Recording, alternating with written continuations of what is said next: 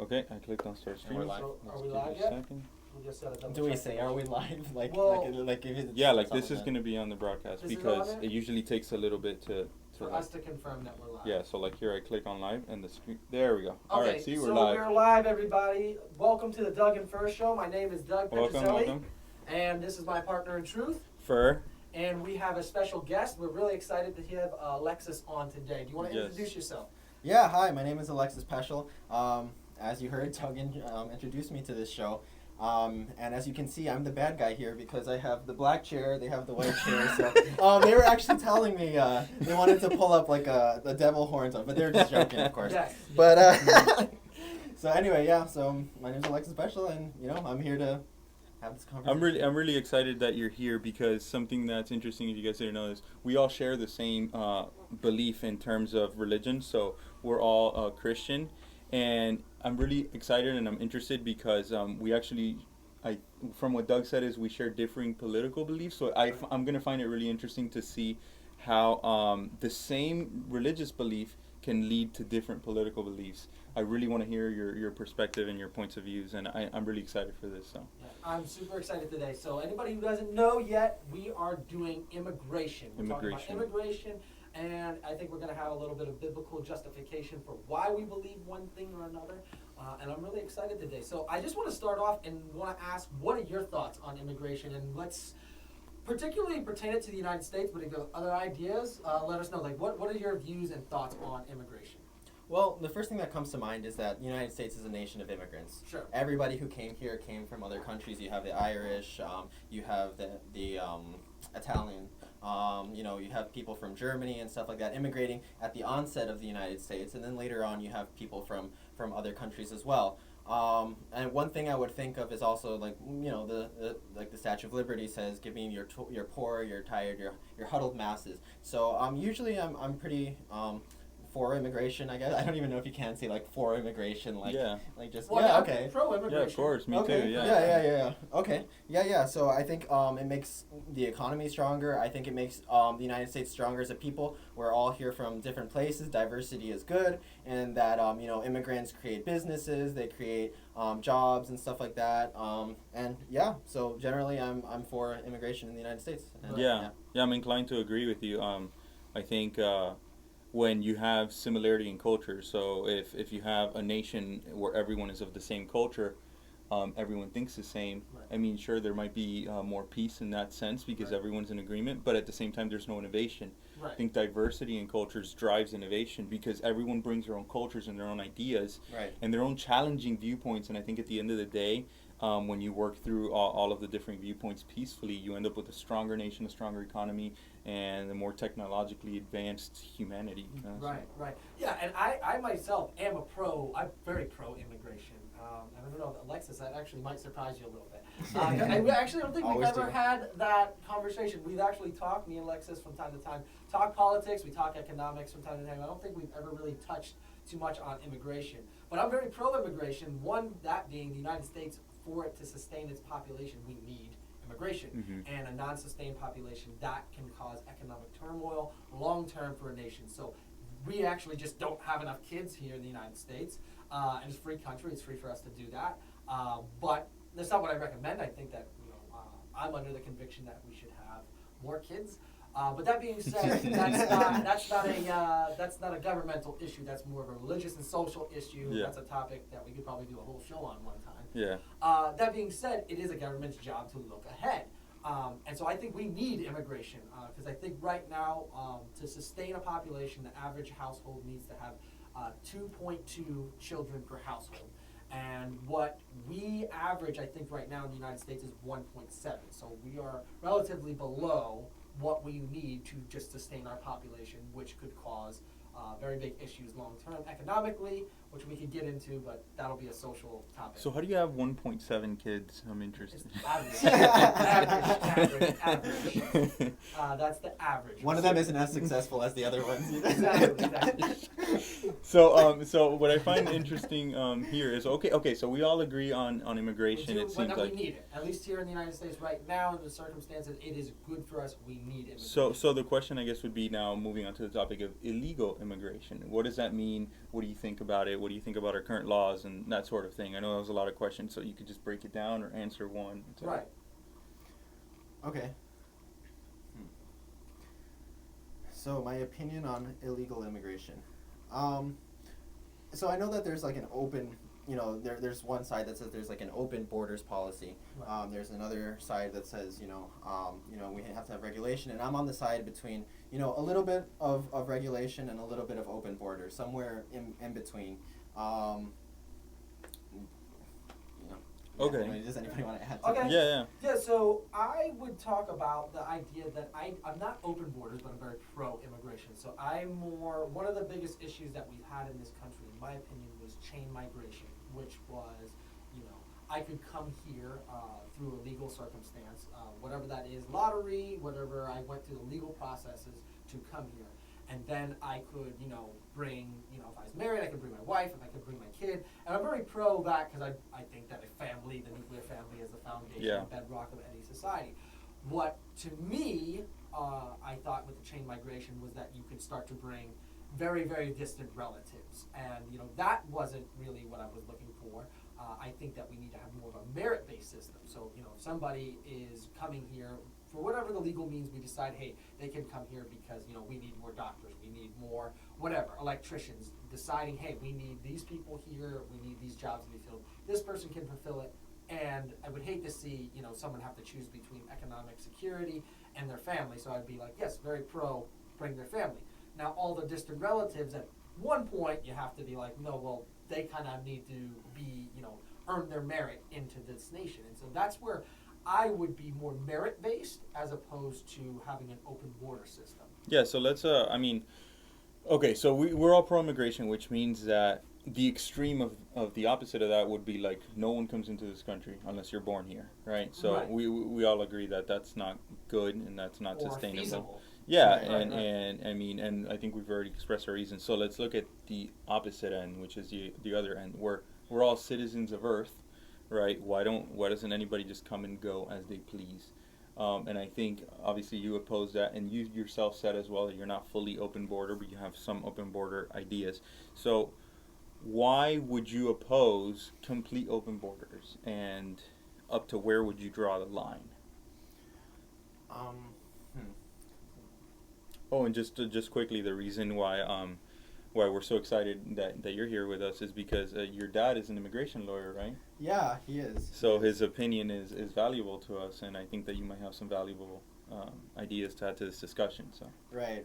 And even before the show, I told Doug that I said I could have my dad come. He's an immigration attorney and or other people, but he had to settle with me, I guess. But We wanted you. We Yeah, actually yeah. wanted you to be And on. if your I dad's think available, we would like to have him on at one Yeah. day too, but we definitely wanted to have you on. So but we're happy to do it. Okay, so I guess I'm not completely open borders because I think there has to be some form of order. You just can't willy-nilly let anybody go here and there wherever they please. And again, this isn't all like just very technical terminology, unfortunately. Mhm. But I think there should be some order to the people who come in. Yeah. Not all the time, but sometimes you might have criminals or you might have people who they shouldn't come to this country, given their past or something like that, and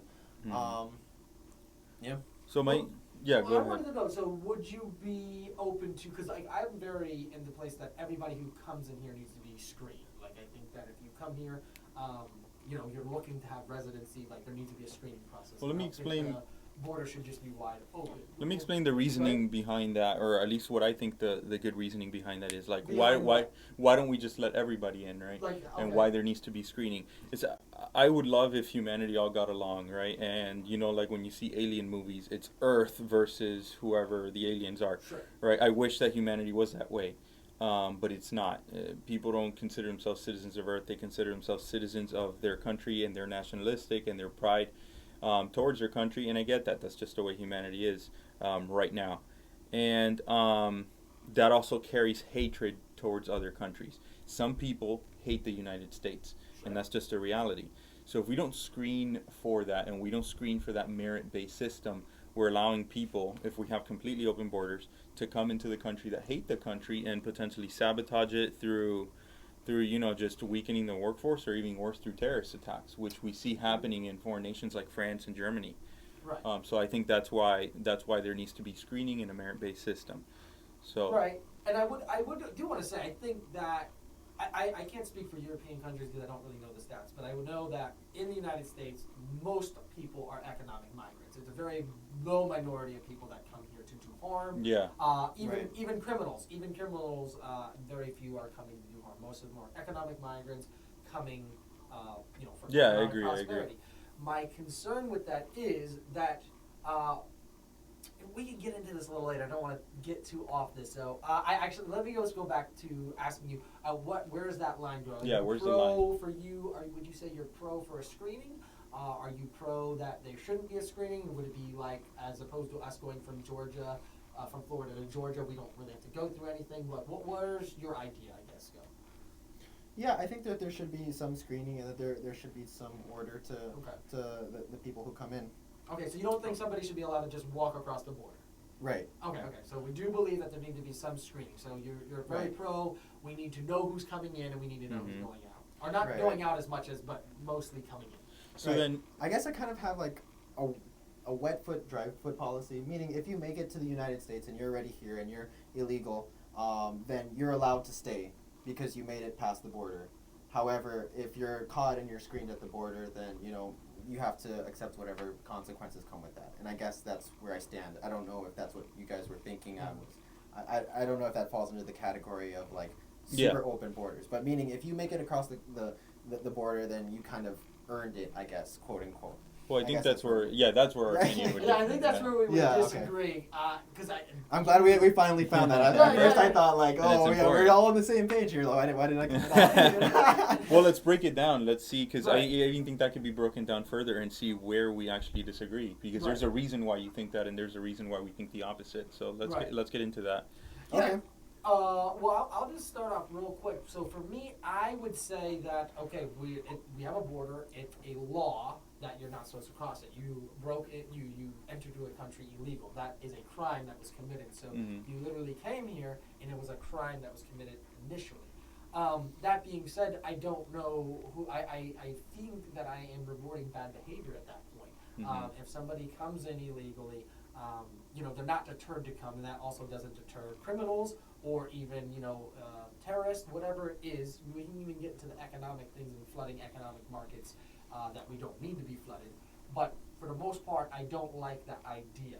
I also think that also entices a criminal, where I would also look at somebody if there is a door, because I'm not for open borders, but I do want a big door that has the ability people to go through the right way, because I do believe this nation needs immigration. And it's screening, and it's also what can you bring to this country? What skills do you have to bring to this country? Because I do want this country to move forward. I want to make sure that there's people that are coming here that can support themselves and add to the nation, and not people that are coming here to take from the nation. Yeah, and just to like add to that, so where I think that what you said is not it kind of defeats its own purpose, right? So it defeats the purpose of screening, first Okay. of all. So like I mean, if the point of screening people is to not let bad people into the country, I mean, I don't know if that's what you think the point of screening is. That's what I think the point of screening is. We don't want to let bad people into the country. Well, then the wet foot, dry foot does nothing to stop that, right? If you're a bad person and you make it and now you're allowed to stay, well, we don't know if you're a bad person because you weren't screened. So if you think that we should add screening to that process, I would agree with you, but that's the thing, that's the beauty. There already is that, and through the legal process. And then the second reason is like you said, we'd be rewarding bad behavior. So what you're saying is that right now it's currently a crime, and you're saying that if you make it, that should be decriminalized. But yeah, we'd be rewarding bad behavior. It's like, hey, try to come. And how many children are going to die crossing that desert, or trying to get over the border, which is what happened with Cuba during the Castro regime. All of those Cuban refugees were going across the ocean trying to come to the Keys or anywhere in Florida, because if they touched dry land, then they were considered residents. And how many Cubans died at sea, trying to make that crossing, because they're encouraged to make that journey. as opposed to following the legal system in which you would apply or whatever, and then if you get it, now you can take a plane here like a normal person or drive or whatever, not have to risk your life in that way. So I think that's why I would disagree with your idea of wet foot, dry foot. You're rewarding bad behavior of committing a crime, and also you're not screening, which is what we should have been doing to begin with, right? Okay. So what do you think about that? Do you disagree with So to clarify what I was saying, I said kind of like Okay. wet foot policy. It's not the policy I'm actually like advocating for. Like that policy would send people back, you know, as they were caught. I wouldn't say that, you know, they would you would let the person in, you know, they would be screened and stuff like that, and you know, their presence would be aware of, and then at the border they would either, you know, turn them away or they would bring them in. The first thing I want to address, I guess, is what Doug said about coming to another nation as being a crime because of the laws of the United States. The first thing I would say to that, I guess, would be that, and again, this is just my opinion and how I see things, because this is a show about, you know, how we see things and the way that I see things, or our lens, you know. My lens is that this isn't a crime. This is a civil infraction, which is a little different, because if I park somewhere, for example, and I get a ticket for that, that doesn't make me a criminal if it's an illegal parking space. So yeah, my what I did was illegal. I parked in an illegal space, but I'm not a criminal because of that. It doesn't go against my record that I parked somewhere where I shouldn't have. No, that's an interesting perspective. Okay, and then you know, there are other examples of that. You know, and I don't know why all my examples come from, you know, traveling and the road, and I guess that makes sense because we're talking about immigration. Is that, you know, if you're speeding and you get a speeding ticket, again, you're not necessarily a criminal. It's a civil infraction. Right. And well, no, I want to hear the rest of his point. Yeah, my bad. The other reason why I would say that I don't see this as a crime is because I took INR in college for a little bit, and one thing that they teach is that the world is a global anarchy, meaning that you domestically in certain countries there are laws, but if you look at international law generally doesn't work. Because different countries have different sovereignty. Yeah, exactly. Right. Like if international law tried to tell the United States what to do, we would tell right, it where to right. go. And I think, for example, at the Mexican border, I would say, yeah, maybe it would be if, you know, Mexico was totally against, you know, meaning I would think they would need to cooperate with the United States in order for that to work, because they're not breaking their own law. They're from Mexico. They're breaking maybe United States law, and again, it's a civil infraction in my opinion. And let's see here. And one thing I want to mention is that a lot of, I guess, from the conservative point of view, what I've seen is that there's a big people in the conservative camp generally want people to come in here legally, to follow the system, and stuff like that. Now, generally that takes a long time. And you know, I'm sure you've heard this argument before. Is that it takes a very long time. I don't know how many years, but generally, like some people put it at like 30 years, 40 years, 50 years to get residency. These people are fleeing in a lot of cases, you know, from persecution and stuff like that, which deals with asylum and stuff like that. So, you know, we can get into that later. But you know, or for economic reasons, and that generally if they tried to do it the legal way, they would be afraid of just getting denied in the first place. But I definitely want, you guys got me at the point where it's like, oh, you're rewarding bad behavior, and I was like, okay, yeah, I didn't think about that. But I definitely like your point about a civil infraction, and I think I agree with that. I don't think someone who crosses the border is like a quote unquote like the typical definition of a criminal, someone who steals or something like that. The equivalent of, you know, it's trespassing. It's you know, a driving infraction. There's a difference. We would look at that. If I was a business, I would look at somebody very different that had an armed robbery as opposed to somebody who had a crime. For the most part, they're just looking for a better life. For the most part, and so I think I agree with you there. However, so let's just call it a civil infraction then. It's not. Let's just say it's not a crime. How do you punish the civil infraction? How would you? You don't just let it slide, right? You don't just be like, all right, fine, you can stay.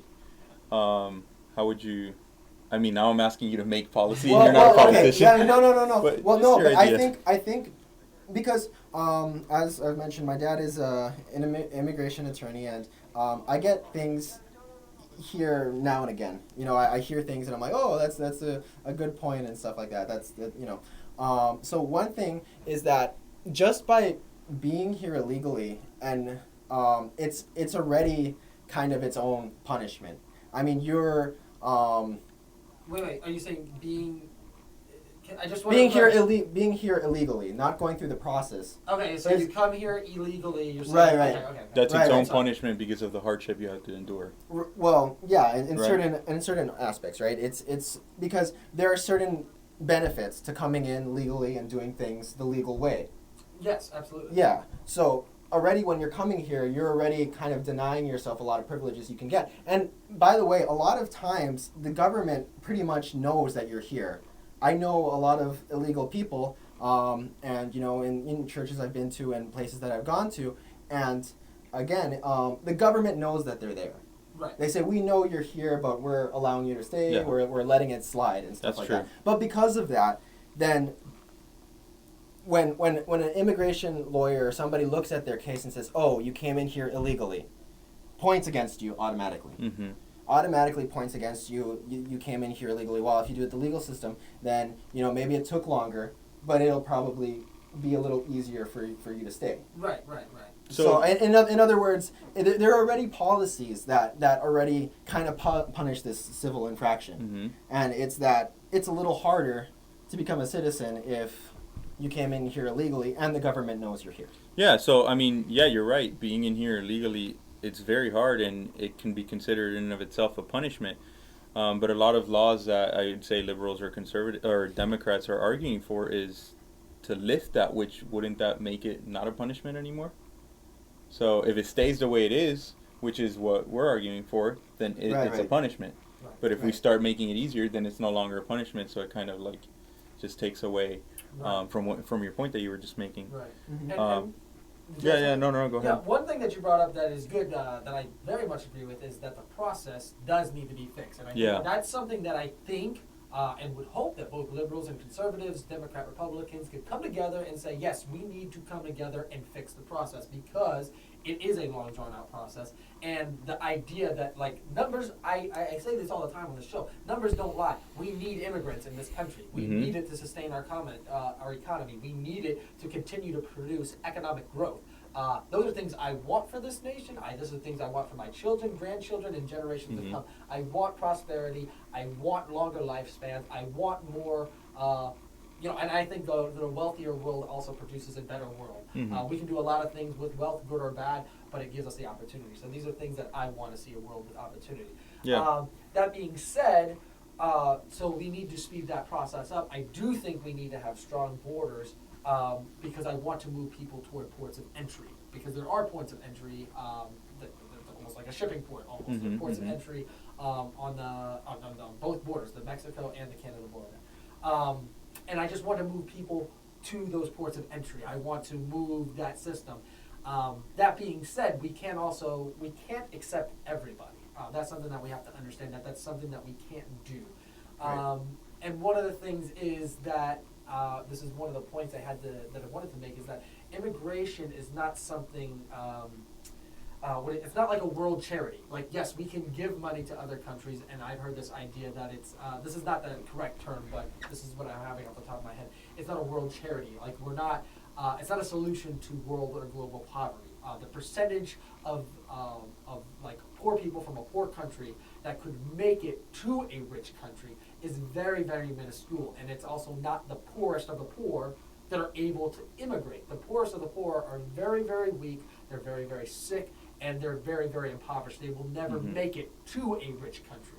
So one of the things is that I don't like about more of the open borders, where the best and brightest among you could just walk up and get very easily, that actually very much hurts those poor countries, and their best and bright. And that's actually true. What makes a nation great? It's their people, and it's the quality of those people, and the quality of people who are bright. It's disproportionate. There's a disproportionate number of people that aren't the brightest, and there's a very small minority that are the brightest, and that really helps us move forward, and that's just the reality. Yeah. So that's just one of the things it can't be, immigration, I don't think, and at least I'm very convinced, cannot be a thing of compassion. It has to be a thing of what benefits that nation. Now, I do believe that, when we get to the biblical and moral perspective, that yes, those who have, as a Christian, as a believer, have not only the right but the responsibility to help those who do not. But I'm much more in the convincing that the best way to go is to go to those places and help those people. I think that's not just writing a check. It's us going there and, how do we institute a democracy? How do we institute capitalism? How do we, institute a free market? Well, if they want it. Well, no, I'm saying if they reject it, then they Yeah, reject then they it. reject But it. it's the West has done a really great job of influencing the rest of the world to do that. Not perfectly, but at some point you may reject it. But that's something that I'm very convinced in needing to do. Well, it was interesting what you were saying, because it's very important to notice that Doug is making the distinction between our own personal convictions and what we should do and what the government should do. So he's saying that the government needs to remove compassion from the equation, not because we should be compassionate towards people that need help, but because there are so many people that we need a strong system that makes sense and incorporates that compassion is a side effect of it, but it's not the primary driving factor. And we as people of conviction should be the ones that actually take the steps. And what you were saying about if you're disproportionately brighter or stronger or better off, that you have a better chance, I think that's actually true. I think there's actually a law that if you invest, I think $400,000 or something like that into the U.S. economy or into a piece of land or into a business in the United States, you're actually granted, I don't know if it's citizenship or entry or something like that, and I don't know if you would happen to know about that. But what you were saying about the long drawn out process, I came here when I was 6. My mom was already a resident, so she already had a green card because she was a resident back when she was like a baby. She got her residency. They were basically handing out green cards, I think, in the mid 60s. And then so I came here, and my dad had a work visa, so that's how my family was here. And he kept on going from job to job with different work visas, so we were never here like illegally. It took us 7 years to get the green card. So I was like, I think I was like in 6th grade or something like that. 7 years to get residency. Then I wouldn't get citizenship until I was 17. Right. So from the time I was 6 to the time I was 17, 11 years to get citizenship, to be a naturalized U.S. citizen. And that's actually considered faster than most people. So yeah, so I definitely think it's like, why does it take so long? Like, it doesn't take that long to like screen someone, essentially, right? Or see someone's merit. Right. And that's just the government. The government sucks at doing things sometimes. Right.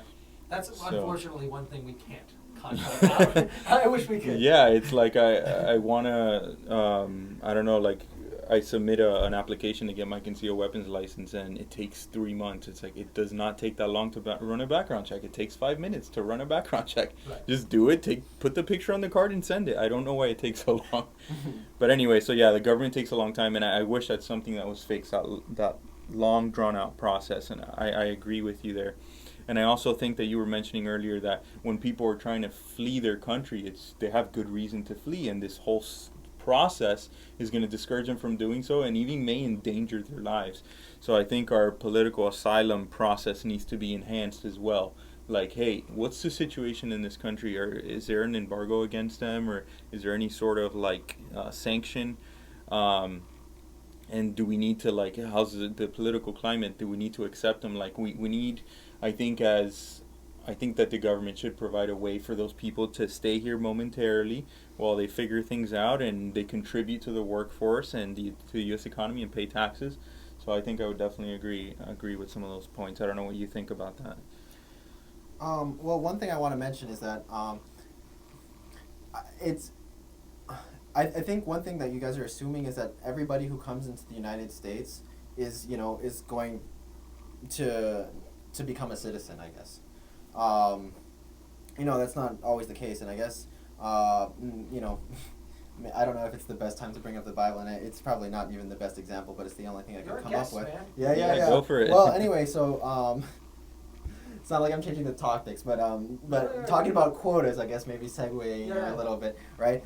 Is that in ancient Israel they had there was like kind of like a quota system, and that not everybody was a Jew. You had foreigners who came in and stuff like that, and not all of them would become Jewish, and I guess that would be kind of like the citizenship Okay. of that time period, Right. right? So just because somebody comes in here, right, and we know of these illegal immigrants presence and stuff like that. I don't know what you guys' opinion is on like deportation and stuff like that, but like my opinion towards that has been like, because usually when you're talking about like punishing these people who have committed this civil infraction, is that they should automatically be returned to their country, and that they already have no merit because they came in here illegally, I guess. But I think a person can stay here illegally and maybe live here their whole lives with the government knowing that, but just knowing that they won't get the benefits of having, maybe having citizenship in the end. Maybe I'm shooting myself in the foot, and it's No, that kind of something happens I'm coming. sometimes. Yeah, but that's what I'm saying is that, and I guess I wanted to address some other points. Is that you were saying, the disproportionate to people. I wrote this down wrong. Sorry. Is that a lot of times the best and the brightest are coming here to the United States, and I would say that really just depends on where they're coming from, especially from Latin America. If they're coming from Cuba, you have a whole host of different people coming from different, social economic statuses. What you said was that the best and brightest have more opportunity to come, not necessarily that they're coming more, but just that they have an easier opportunity. That's what I was trying to clarify. Yeah. But no, I don't want to interrupt. I want to hear what you have to say. Okay. Yeah. So just I guess that also just really depends on where they're coming from. So you have people from Nicaragua, you have people from Venezuela, you have people from different countries, and in some cases it's the best and the brightest who can make it. Where was I going with that? I don't know. Personally, I don't think that that's always the case, that it's always the best and the brightest. A lot of times it is the poor and the depending on the nation that they're coming from. Yeah, I don't think. Right. No, so I'm not saying the best and the brightest. So let's just say. Yeah, me neither. Let's say I am I'm a single guy. I'm an able-bodied person. We got a We got a caller? Yeah. Oh, okay. Can we bring him on? We got our Let's first see. caller. Hello. Joshua Hawthorne. Joshua Hawthorne, my boy. You know him? Yeah. Okay. Can you hear us, Josh? I can hear you. You're live on the air. I'm so happy to have our first caller. Yeah, first caller ever. Really? What's up, man? What do you have? So I have 3 questions for you guys, and it's an honor to call in, and thank you guys for taking my call. The first question that I have is the founding fathers intended for the government to be very small, and there was no federal government until after the Civil War. So it was each state had their own government. My question is, if the government was intended to be very small, then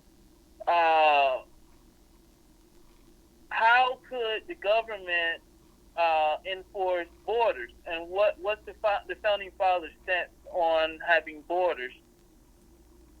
That's a good question. That is a really good question. I actually didn't know that.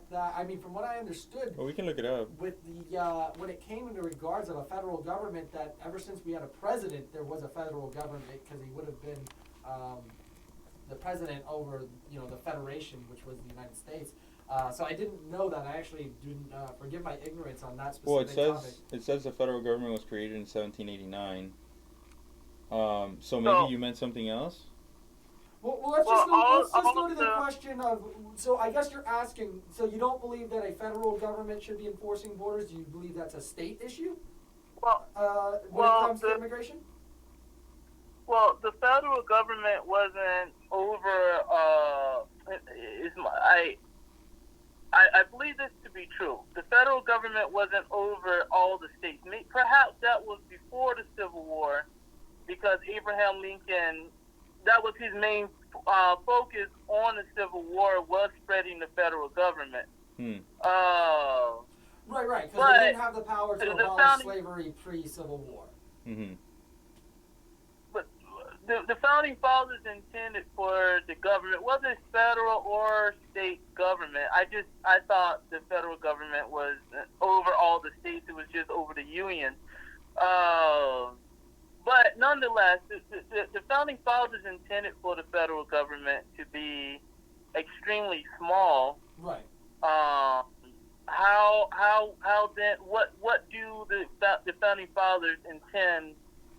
I mean, would they support the border security? Yeah. So Go ahead, Bert. I think that one, as population grows, then also the government has to grow. Like just percentage wise, that makes sense, right? And two, I think that the role of the federal government is to protect the nation, while state government is, to handle state policies and local policies. I think most of the decisions should be left up to the state. But when it comes to national issues, such as an army, international conflict, that's the role of the federal government to step in. And I think it was my brother who told me recently that actually murder is not a federal offense. No, it's not. It's only a state. So, that's interesting. Yeah, so that's what I'm saying. So like issues like that, they're all handled by states. And your brother is a lawyer. Yes. So I'm not sure. I mean, I'll take his word for it. But the interesting concept there is that issues are left up to the states, and the federal government is left to handle issues of the nation. And border security and immigration is a national issue, not a state issue. So I think that's why it's up to the federal government to take care of it. And I think that they should hire the sufficient amount of, no more, no less, of quote-unquote government employees, border patrol or politicians, to handle the border. So that's what I think about that, and that's what I think the founding fathers would have wanted. If I may, I have two more questions, but if I may follow up on that, our ID is basically like our slavery number, like we're basically owned by the government. You mean like our social security number? Yeah, our social security number and our driver's license is basically like our submission to the government when we were supposed to be over the government. This is just kind of in response to what you were saying. So if we're not owned by the government, then how could the government say who can come in or not? I mean, if you're not owned by our government, and your kid, who, if you get your wife pregnant, if your kid is not owned by the government, I mean, I think that's,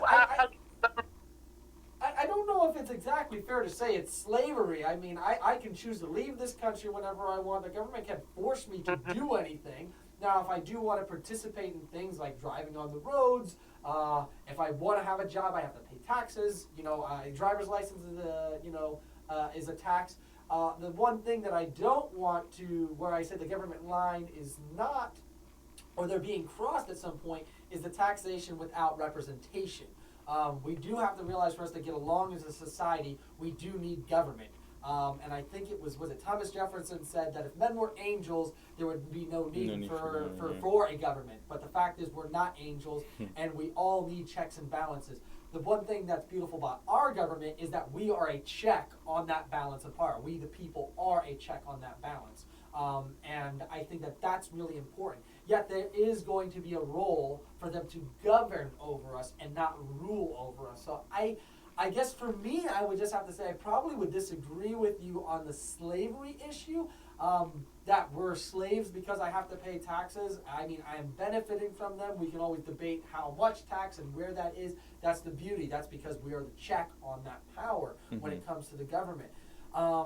But I mean, we can always debate that. You know what I mean? If you want to live in a complete libertarian society, I think the government would be fine for you to buy land and kind of have that. You know, as long as you're not violating somebody's life, liberty, or property, you could probably get away with that. Yes, you would have to pay taxes because it's land that you own. You mean immigration-wise, right? If it's a complete libertarian society, anybody can come in and buy land, and that's kind of what he's saying, and Yes. that's kind of what you're saying. We can have that discussion. I think it's a good discussion. Yeah, you know what? I mean, this actually sounds like a broader discussion, Josh. Maybe we'll have you on the show sometime. May I make 2 points? Well, we actually will. We have the guest on the show, and we're actually running out of time. And I want to finish our points, but we actually would love to have you on the show. Would you mind dropping a DM in us so we can schedule something with you? Because I know that you have a show on your Instagram channel. You've had me on it, and I really appreciate that. And I really feel like what you're trying to get at requires a lot more time and attention. Yeah, and you have great points, really. So Could we do that another time? Sure, we can. All right, yeah, please write us on the Instagram. We're gonna have you on the show, probably not this upcoming one, but maybe the next one. We'll figure that out. But thank you so much for calling, Josh. yeah, we appreciate it. All right, thank you. Phone call. Keep up the good work, guys. Thank All you. right, bye. All right, bye-bye. Oh, that was cool, man. Yeah, This that is what was it's like to cool. take calls, man. Yeah, I love Like, it. Getting somewhere. Josh, we love you. I've actually known Josh for years. I met him at Singer Island Beach probably 7 years ago. Don't know where that is. I assume it's in a West little, Palm. little north of West Palm. Oh, okay. So I'm sorry, we had a call. I feel like we got off on topic. Do you remember where you were? What your state of mind was? I want to kind of reach back where we were. I was probably floundering in something I said. You talked about the Bible and the Israelites, which I wanted to touch on, and then I think you mentioned another point about. I don't remember. Yeah, just look at his notes, man. Just But slow I- his stuff. Well, I'm did writing wanna- them as I'm going, so you probably won't even Yeah. understand them. You're like, Well, I did want to okay. talk about your biblical part there. I personally, when I read Old Testament scripture, I try not to bring anything that had to do with Old Testament law. You have Oh, I another don't know if caller? this is another caller. This much. Man, It's another caller. To accept, press 1. To send a voicemail. See. hello, you're on the air. What did you say your name was again? Hello? Who's this? You're on the air with the Doug and Fur Show. Oh, shoot. Bro, my name is LeBron. LeBron. I think it's a correct Yeah. caller. Oh, LeBron James. We're so LeBron, happy to have you call on me the show. LeBron, Thank you yeah. so much. This is wonderful. What an honor to have you on the show. LeBron James. Is that what you I wish I was LeBron. That'd be great. My name is LeBron. LeBron Kiss Marcus. said? Oh, I okay. just had a question real quick. What's Sure. that? So I've been dating this girl for, I say, about 3 years. It was going really good. Last night she invited me over. Okay, sir, I'm going to have to cut you off real quick. This Wait, is it about immigration? Yes. Okay. Okay. So I was snuggling a little bit. Okay, can we get to the point? We don't need to hear about your sex life. Yes. Okay. Turned out she had a penis. I have Okay, no idea sir, what to this do. is I not need a help. transgender show. Wait, hold on. I think he's going to talk about immigration. She has a kid, yeah? So she immigrated here a couple years ago. Here's my theory: that all trans people are immigrators. What do you guys think about that? That all trans people are immigration? No, to immigrate you have to actually go from one physical location to another. Just because you have a transformation of the mind doesn't mean that you had a transformation in location. Yeah, so I let's. I think that's thinking a. like, this is like something like China would do. Yeah, we're running out of We're time actually here, and we running have out to of keep on time. talking to our guests. Could you please call us back on our next show? We really would appreciate it because that's All not right. really relevant to All this right. exact conversation. Yeah. We are open to having the discussion of trans. We've actually done a whole show on trans. If Yeah, you'd feel like free to watch that, please watch it. You can look at us on YouTube or through our Instagram page. And You can then go to our comment website. about it, The and, website is we'd probably like the to best talk to place. you about it a little bit more. So All right, thank you guys. I love your talk show. Thank you. thank you. All right, bye. I think you man. misunderstood that as a crank call. You got a little harsh on him. Yeah, I but did get a little harsh on the guy. yeah, so we I didn't am know. sorry. We thought he was we thought it was a crank call because he started talking about his personal life, and we thought he was going to say something about the bedroom. So Yeah, we were yeah. being careful. But No, but yeah, so well, we won't he did take. say that the one he went to bed with had a penis. So I mean. He said that I didn't hear No, him. he said no. Yeah, he didn't say a kid. I'm pretty sure he said that he had a it's penis. called. So I was like, I'm not here. Oh, to I didn't get hear into a that. graphic Okay, I'm sorry. Sexual detail here. Yeah, But, so- you know, that's an interesting subject. We won't take any more calls because we're running short on time. So That's a great feeling to say, real quick. We won't take any more calls. I know, right? So anyway, so as I was saying about the Bible, is I'm careful whenever there's Jewish law, I don't apply Right. it to I don't take the Jewish law and try to convert it over to our modern society, because it was Jewish law meant for the Jews, meant for the Israelites at the time, for them to practice, and it just doesn't translate the same way, right? We don't stone homosexuals or anything like that. So we can't just say, hey, let's carry this and not carry that. No, it was a different time, it was a different law. So that's why I don't particularly look at that. But when it comes to the teachings of Jesus, I think those are applicable throughout the spectrum. So yeah, when it comes to immigration, I'd love to look at the way Jesus would handle it, but it doesn't seem like Jesus handles immigration at a governmental level. I think he talks about it at a personal level. Right. So I did want to ask a question, because I know you guys are the ones who are like barraging me with the questions. Sure. Is it okay if I? Yeah, go Hey, ahead. we guessed we had invited you on the show. We want to hear what you have to say. Okay, cool. So okay. So for example, I have friends who or I just know of this scenario where somebody comes into the United States and they bring a small child with them. Right. They that's usually what the case is. They'll bring two small children, and I have friends like this who have come to the United States. They've lived their whole lives as in the United States. They've gone through the school system and everything, and they're still illegal. Right. Because they had no choice to come into the United States. It was their mother or their father, or whoever their guardian was, who brought them into the country, and yet, a lot of times it's very hard for them to get citizenship, even though they only speak the language many of the times, meaning they can only speak English, they don't speak Spanish, they have no idea about their family, about anybody who lives there, and yet many times they're deported. What is your guys' opinion on that? That's a great point. I think that there's a system in place already to handle that, if I'm not mistaken. Well, there was the Dreamers Act under Barack Obama, and that has gone back and forth. That was under the Trump administration. I know that he was using that as a bargaining. I forget for which policy or another. That was turned down. The Democrats didn't vote for it. And in their defense, there was something else that they wanted. They didn't just turn down, because they're very pro-Dreamers, so I'm not saying that they're not. But yes, so that was something that right now that's seeming like that's going to be a little bit more open. But I think that's also the beautiful thing when it comes to this country. We do go back and forth, back and forth. One of the things that I would like to see people take advantage of that when that does happen, because I do find that to be very difficult. Someone comes here at 5 years old, they know nothing else, and now you're going to send them back to some place that they don't know. Yeah, I agree. They've been here in the school system. I do believe in a pathway to citizenship for that. That being said, that's going to change from time to time. So my point in that saying is that you're going to have one administration that's going to be more leaning toward that. You're going to have another administration that's going to be leaning away from that.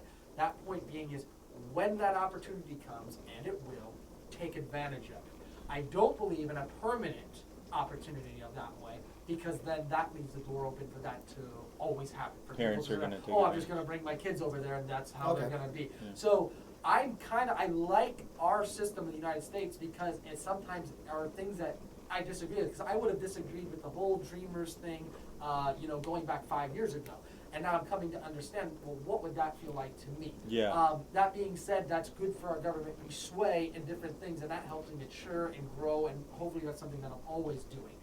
That point, like I said, is when that does happen, when you get that opportunity. Right now, we're under administration where that will happen. Mm-hmm. My encouragement would be anybody in that situation to really take advantage of that pathway to Yeah. citizenship, and don't complain about it when someone else gets elected that didn't like it. That goes away. I would say it's very important to sympathize with that person, because it's easy to say oh no, they should have followed the system, right? If you're not in that position, but truth be told, it's hard. in the same way, it's hard if you're with a mom and a dad who do meth and they both get sent to jail and now you're an orphan, Right. right? So that's also very hard. But in that case, there's a system in place where they can be adopted or they're taken to an orphanage or something like that, right? I think that we should see something similar like that in place, where if the parents made a bad decision, and maybe there should be some sort of system in place to handle that. I don't know what it is. I'm not a politician. I don't know if the parents should be deported and then the kids get put in an orphanage, or if they have a chance, or even if they're not kids, if they're 18 by the time, if they should have the chance to go with their parents. I don't know. That's a really I guess tough my question. point is I would not want to see it legislated into law, but I'm very okay with the Dreamer Act being like Being an executive act? order. Yeah. Like an executive order, because that's dependent on legislation. Not legislation, elected officials in that time, in that period, allowing that to happen under circumstances, and the fact that that can be overturned back and forth. We don't want that door open forever, because Okay. I don't want that to just be the pathway of like, Well, I'm you gonna know, I do mean, I this. guess I'm a parent. I would want my kid to have a better life, but that door just can't be open for everybody forever, for every child. 'Cause you wanna has a parent yeah. that can get their kid there. Like that can't be the way that we Yeah. get legalized citizenship. You here want to through that sympathize. way. You want to sympathize with the person who had no fault in it, but at the same time, you don't want to encourage Right. the same bad behavior to continue. So that was a very good question. Right, I have trouble with that one. Right, and I've actually thought about that, because I Me was too. talking to somebody that was under that. This particular person. I believe they turned 18 under the Barack Obama administration, and they didn't do anything with the Dreamers Act. They didn't pursue that, and then Trump got elected. They were very upset with that, and it was just kind of like, well, dude, you had 4 years that you kind of could have done something, and my hope is that right now, I mean, he's been here since he was very young, and he's still in his 20s now, so he doesn't know anything else. I think that would be appropriate for him to stay. That would be but I hope that he would do something about it. If he doesn't, that's going to be on him, though. Okay, Yeah. so then that's saying that not all illegals should be deported. I mean, you did mention something about saying that, like, oh, their parents should be deported. So Not sure. mean, I said I don't know. Oh, okay. Yeah. So I mean, is it your guys' stance that all illegals should be deported? that's a tough one too. I mean, First- for me, being caught at the border, yes. Yeah, if Like, you're caught being at the border, yeah. absolutely. That's I what think if I think you're- we can agree on that. Okay. But if you're Okay. here No, living, I you've been was here right. for 5 years, you're paying taxes. I Well, don't you know, could be like. paying taxes if you don't have a social security card. Yeah, you're right. But I mean, you're paying taxes. I understand the other way, but you're not paying an income tax. You're getting paid under the table, and those are things. Yeah, you're right. But I don't know. I guess if you're contributing to the economy, you have a job, you're not selling drugs, whatever. I don't know. That's a good question. I don't know where I stand on that. That's a big moral issue. I think that what you did was wrong. Well, But we're this talking deport. about somebody, because now a grown adult who came over here is much different than somebody who came over Yeah, I think here you mean as a grown child. adult. Were you talking about a child? Because the I'm children... just saying anybody, because I personally, unless somebody commits a crime, I don't think illegals should be deported. Here's Yes. what I will say. If I know someone who is here illegally, I will not rat them out. I won't say anything. Right. No, I wouldn't Okay. either. I wouldn't do that either. That's a person that's a human being. Just like anything else, if somebody robbed a bank, I'm not going to, I mean, you'd have to do for me to call the cops on you, I'm very libertarian, you'd have to seriously do some physical bodily harm and have gotten away with it from somebody for me to do that. Yeah, like if you say you murdered your wife and got away with it, then yeah, I'd go to the police. Exactly. But if you say you robbed a bank 10 years ago and got away with it, I'd be like, well, have you sought counseling, whatever, what have you I done? would compel you to do the right thing. Yeah, but I wouldn't. And face the actions of your consequences just as much as I have to look into myself with the Yeah, actions of when my it comes to consequences. deportation, I'd say it's the same thing. Now, whether the government or not should deport someone who's been here for years illegally, I don't know. I mean, I think that maybe there should be some limit. If you're not deported within the first year, well, then the government didn't do their... I mean, unless they didn't catch you, but if they've known you're here and they've been, I don't know, eating crap or whatever, they should have deported you earlier. I don't know. Maybe that's a policy we could go with. And if you've been longer than a year, then you can stay. Maybe Because that's something I understood from the conservative camp, is that usually if you're illegal, then you should be deported. And But- that's maybe, like I said, I'm wrong, man. Well, that's the thing maybe is... I'm wrong, I don't know. Conservatism is a spectrum, just like liberalism is. Right. Yeah, So right. I can be a conservative and hate guns and be pro-life. So it's just So I would say I'm not in the camp of deport them all, you know? Right. But I would align myself on the conservative side of the spectrum. Right. So- So I would align myself with, yes, you came under here under your own volition. When it comes to children, I actually was very open to the Dreamers Act. And like, Yeah, I same. forget where they did that. I mean, there's people that would literally be 40 years old here at this point, but they still didn't come here.